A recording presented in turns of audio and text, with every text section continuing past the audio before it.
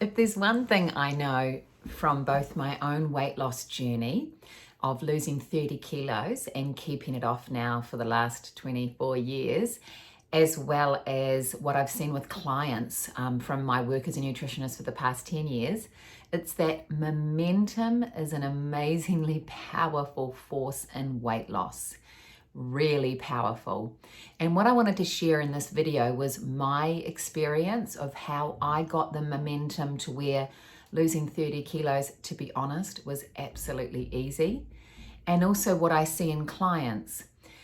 I think what I find in my work with people, when people first get started, my goal is to get them over that first little hump where they're making changes, they might not be noticing things straight away. And what I see with clients is that once they start to notice that maybe their pants are looser, they're feeling better, then that is a massive win that helps them build momentum. And it's like being a mouse on one of those wheels. You might start off slowly, you might not notice at first, but then the more things you start noticing on the scales and your clothes, people might start making comments, this momentum starts building to the point where weight loss really does become easy and you just keep on going and you're feeling great. This is the momentum that I want all of my clients to get. And this is what I see with people once they've got over that first blip, which is why normally in the beginning we do appointments every 2 weeks, sometimes weekly, so that I can help people get to that first stage where they're noticing it and then they've got their own momentum to carry them through, no matter how much weight they want to lose. So when I lost my 30 kilos, I can honestly tell you it was easy. I look back now and think, shit, gosh, that was not hard because I had massive momentum, and I'm going to share with you why that was the case. So the biggest thing that I had in my favor was probably a bit of time, because I'd moved to an overseas country. I was working as an English teacher in Japan, and I finished work quite early, got home at 3:30, and what am I going to do with my time? I can't exactly watch TV. I mean, we didn't even have Netflix in those days, right? So I joined a gym, and then together with some of my foreign friends, we would go to the gym. That was a real win because I did have a bit of time to start developing some new habits. But the real thing that I had in my corner was a goal. So I had gone to Japan in July of that particular year when I was 22. And I decided that I was going to book a surprise holiday home to see my family that Christmas. I'd gone to Japan on a 1-year contract, ended up living there for 3 years, absolutely loved it.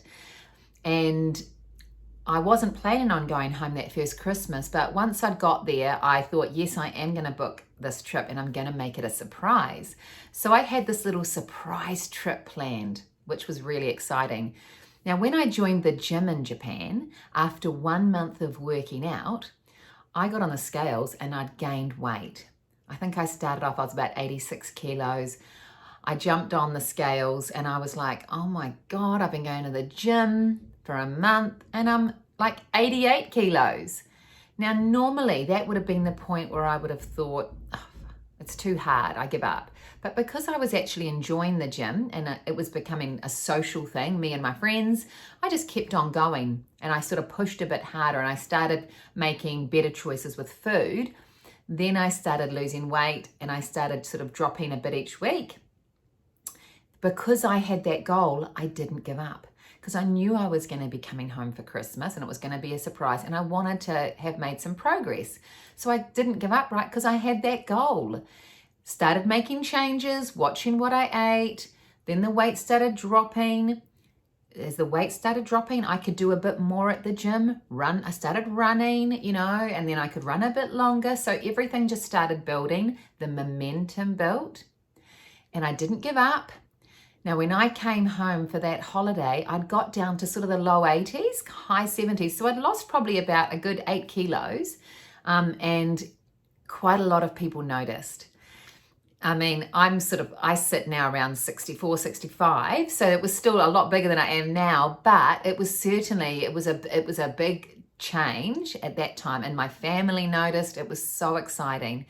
And for that first time when I came back to New Zealand that Christmas, I put some togs on for the first time in a very long time. I did a bit of shopping. I just felt so good. And with all the comments people made, I tell you, from that point on, when I went back to Japan, I was unstoppable. The momentum was huge.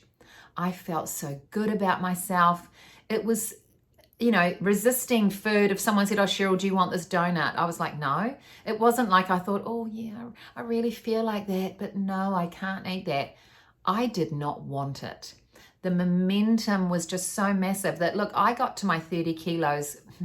I won't say I didn't try, because I did. I was exercising, I was making good choices. But I tell you what, it was not hard. And it really is that momentum of having the goal to keep you going so you don't give up, and then B, really acknowledging how good you feel and using that to drive you forward. That's what I see with clients. When I see people who are getting results, their clothes are getting looser, I know they're going to be following the plan. The results just keep coming. So if you're struggling at the moment to get going, if you're struggling to get momentum, set a goal. Give yourself some accountability. Put that line in the sand so that you don't give up. Because then once you start to notice, that's going to really increase your momentum to help get you to the next level.